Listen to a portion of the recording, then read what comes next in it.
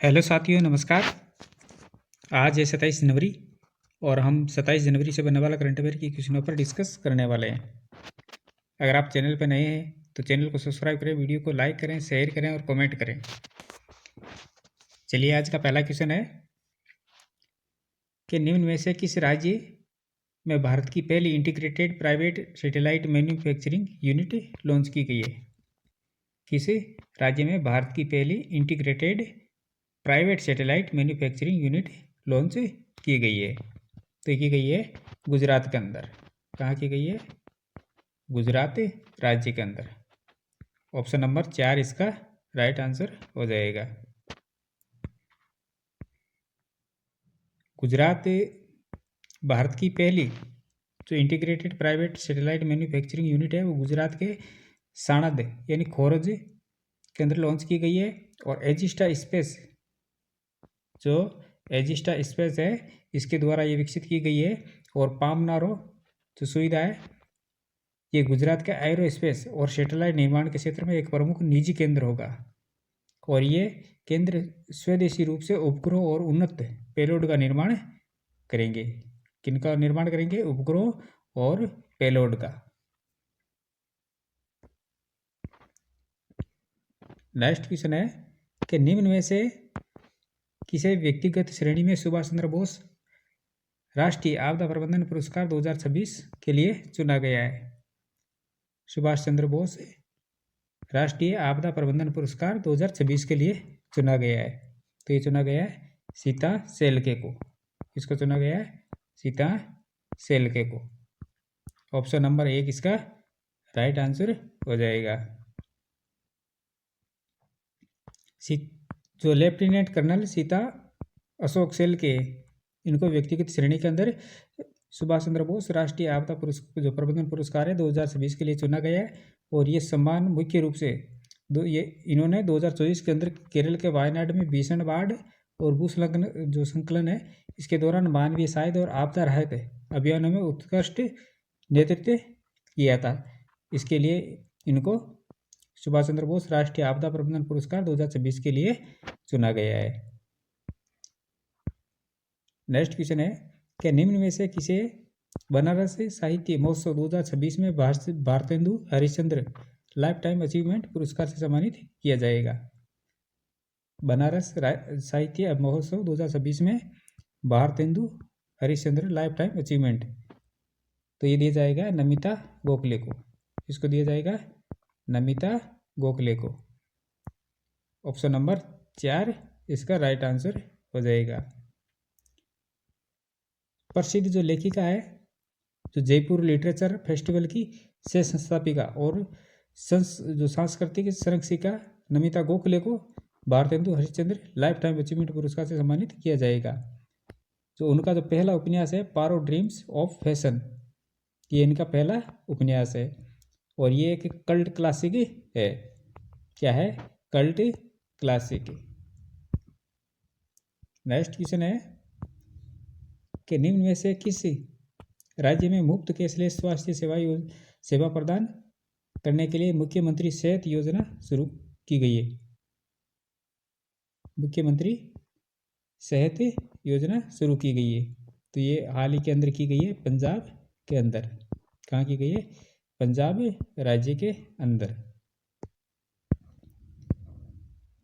पंजाब राज्य के जो मुख्यमंत्री है भगवंत मान सिंह उन्होंने ये इसको लॉन्च किया है। और इससे 65 लाख परिवारों के लगभग 3 करोड़ निवासियों को प्रतिवर्ष 10 लाख रुपए का जो स्वास्थ्य बीमा है वो दिया जाएगा।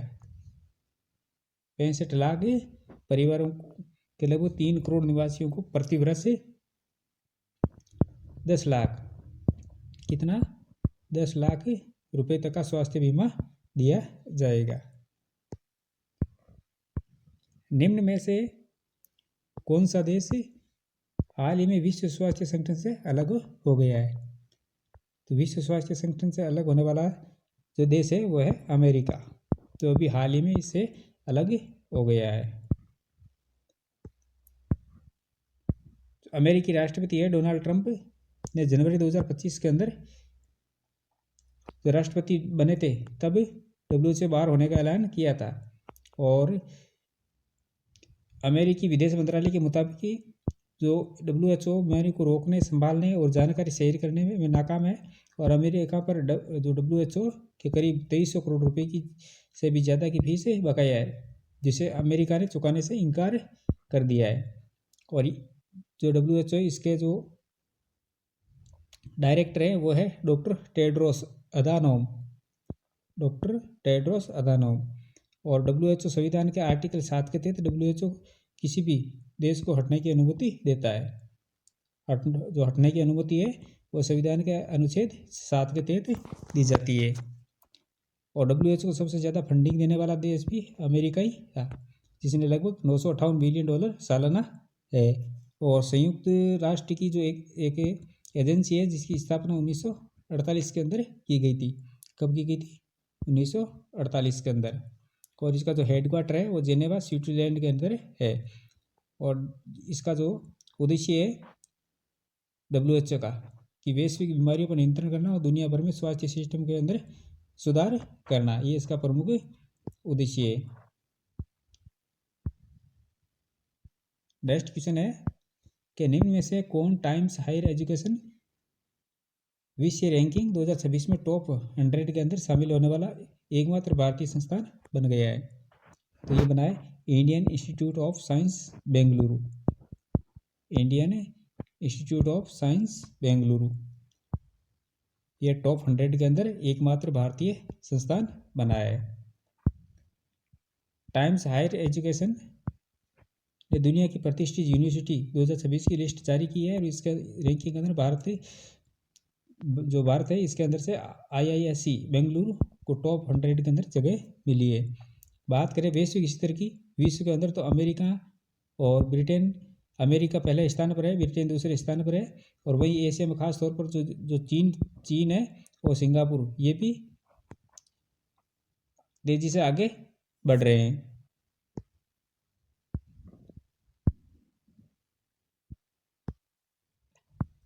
हाल ही में 400 जो ग्रैंड स्लैम है मैच जीतने वाले पहले खिलाड़ी कौन बन गए? हाल ही में 400 ग्रैंड स्लैम मैच जीतने वाले पहले खिलाड़ी कौन बन गए हैं? तो ये बने नोवाक जोकोविच। कौन बन गए? नोवाक जोकोविच। ऑप्शन नंबर 3 इसका राइट आंसर हो जाएगा। 24 नवंबर को सर्बिया के दिग्गज टेनिस खिलाड़ी नोवाक जोकोविच ग्रैंड स्लैम में सिंगल कैटेगरी का 400वां मैच जीता है और वे ऐसा करने वाले दुनिया के पहले खिलाड़ी बन गए हैं।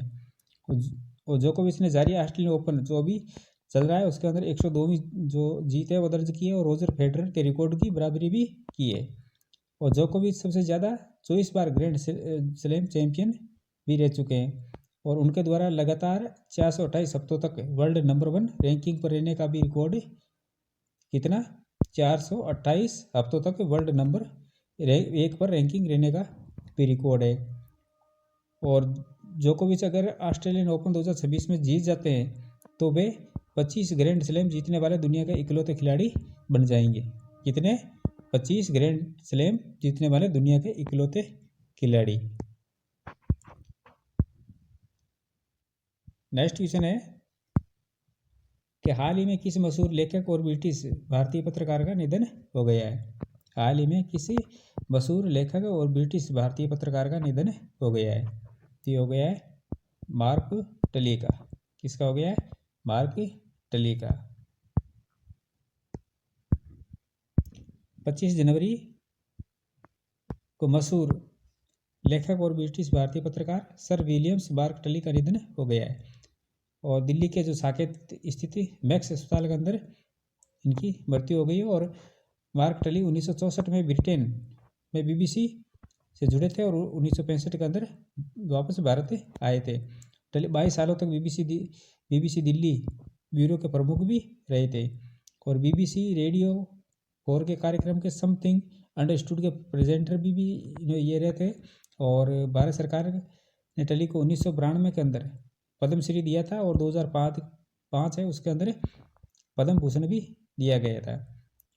और टली ने भारत पर 9 किताबें लिखी थी जिनमें 9 full stops in India, Amritsar, Mrs Gandhi's last battle, India in slow motion और द हार्ट ऑफ इंडिया ये इनकी जो प्रमुख पुस्तकें हैं ये इनके द्वारा लिखी गई है।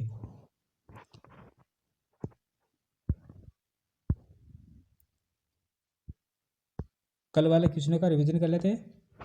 तो उत्तराखंड के रुड़की में राष्ट्रीय para Olympic power lifting championship 2026 का उद्घाटन किया गया है। और गुटखा, पान मसाला और सभी तंबाकू और निकोटिन प्रोडक्ट्स पर उड़ीसा राज्य ने हाल ही में पूरी तरह से बैन लगा दिया है। दक्षिण कोरिया देश है, ये दुनिया का पहला व्यापक हवाई कानून पारित करने वाला देश बन गया है। और लखनऊ उत्तर प्रदेश का पहला जीरो फ्रेश वेस्ट डंप शहर बन गया है। और उपराष्ट्रपति सीपी राधाकृष्णन द्वारा लॉन्च की गई चेलिस ऑफ अम्ब्रेसिया राम जन्मभूमि चुनौती और प्रतिक्रिया नामक जो किताब है इसके लेखक हैं सुरेंद्र कुमार पचौरी। और भारत देश के अंदर दुनिया में सबसे बड़े इंटरनेशनल थिएटर फेस्टिवल का आयोजन किया जाएगा। और पीवी सिंधु 5 सिंगल्स मुकाबले जीतने वाली पहली भारतीय शटलर और दुनिया की जो 6वीं प्लेयर बन गई है। और हाल ही में गीता गंधवीर भारतीय अमेरिकी फिल्म मेकर की फिल्में ऑस्कर नॉमिनेट में शामिल हुई है। तो दोस्तों ये थी हमारी आज की क्लास। इसी प्रकार का महत्वपूर्ण क्वेश्चनों के साथ कल फिर मिलेंगे। तब तक के लिए धन्यवाद।